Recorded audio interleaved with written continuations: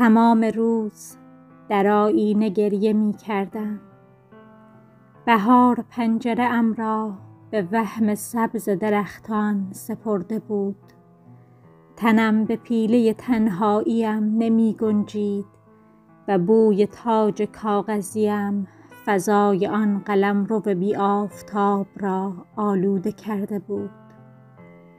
نمی توانستم، دیگر نمی توانستم.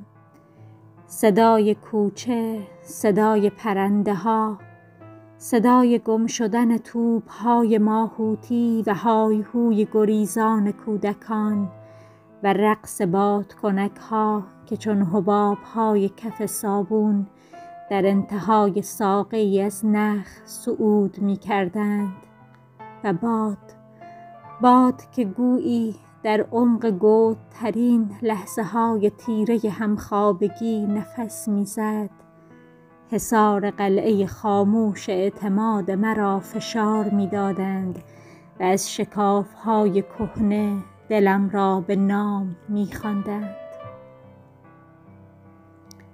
تمام روز نگاه من به چشمهای زندگیم خیره گشته بود، به آن دو چشم مضطرب ترسان که از نگاه ثابت من می گریختند و چون دروغ گویان به انزوای بی خطر پناه می آوردند.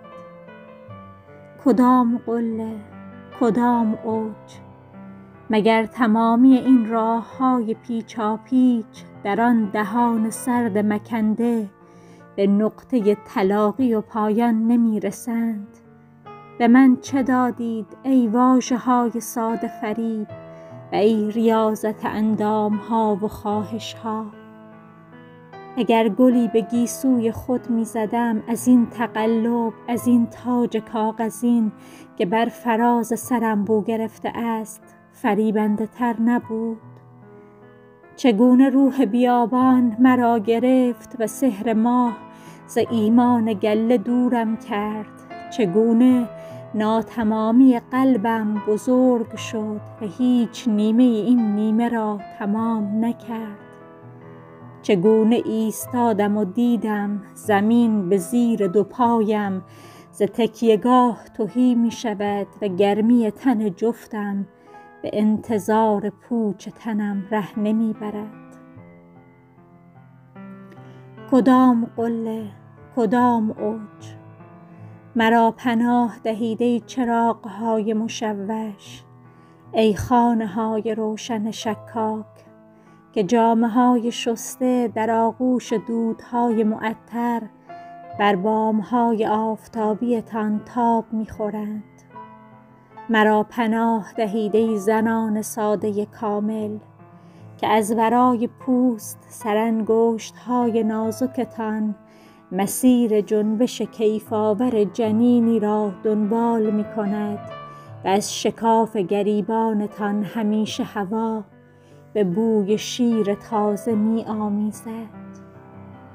کدام قله، کدام اوج، مرا پناه دهید ای اجاق‌های پرآتش، ای نعل‌های خوشبختی و ای سرود ظرف‌های مسین در سیاهکاری مطبخ و ای ترنم دلگیر چرخ خیاطی و ای جدال روز و شب فرش‌ها و جاروها.